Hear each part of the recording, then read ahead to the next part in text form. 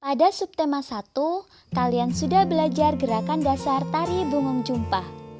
Sekarang, kalian diminta berlatih untuk menarikan dengan menggunakan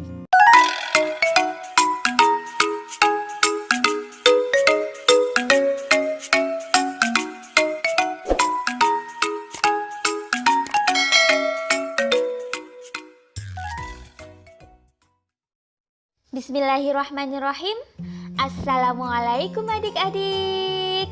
Di video kali ini kita akan belajar materi kelas 4, tema 1, subtema 2, kebersamaan dalam keberagaman, pembelajaran 2. Pada materi sebelumnya, kita sudah belajar tentang indahnya keberagaman budaya Indonesia.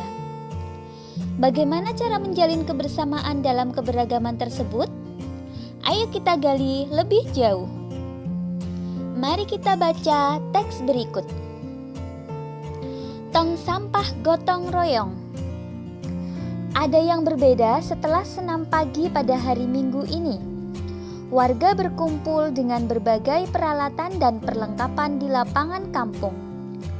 Beberapa drum kosong, bilah-bilah bambu, karung plastik bekas, dan ember bekas tersusun di pojok kiri lapangan.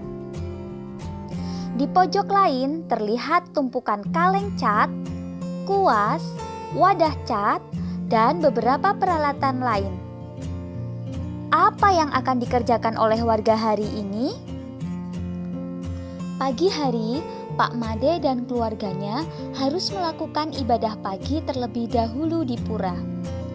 Sementara itu, warga bekerja sejak pagi bergotong royong menyiapkan tempat sampah baru. Udin, Siti, dan Edo membantu Pak Ismail dan beberapa warga lain menganyam bilah-bilah bambu menjadi keranjang sampah. Keranjang ini akan menjadi tempat sampah kebun. Seperti daun-daun kering, batang, dan buah yang berjatuhan di bawah pohon.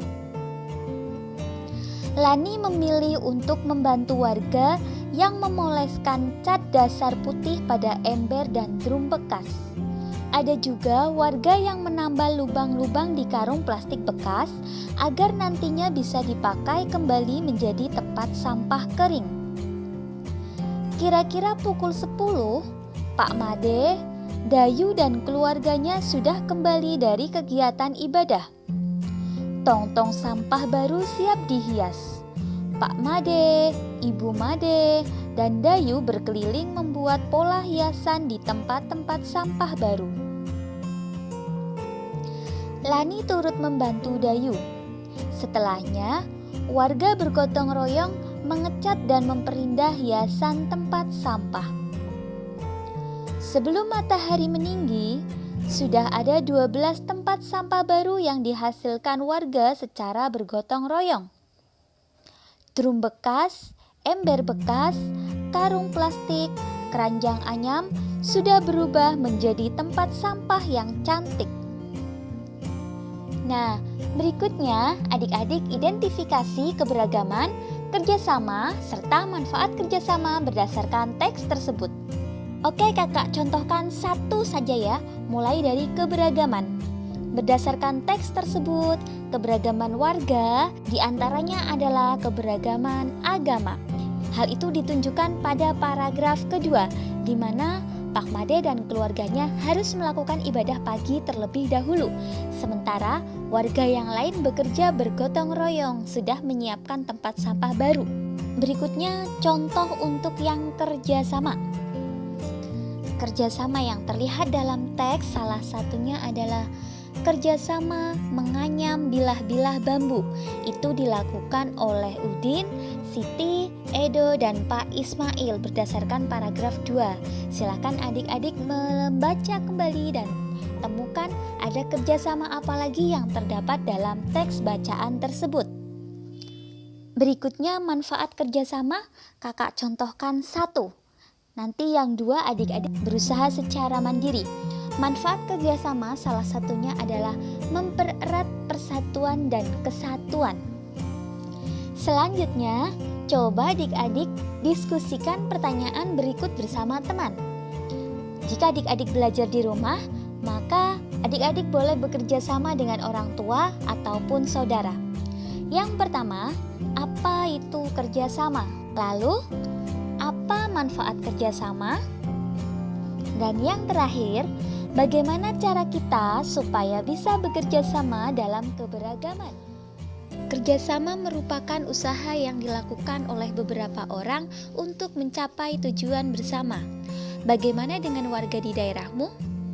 Apakah mereka juga bekerja sama dalam keberagaman?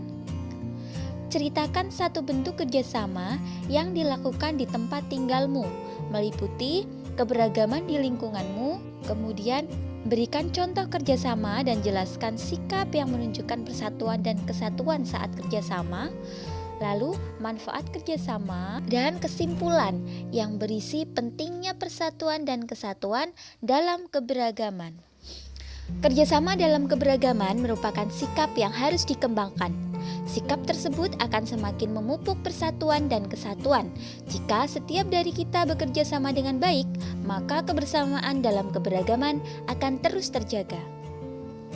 Pada subtema 1, kalian sudah belajar gerakan dasar tari Bungong Jumpah.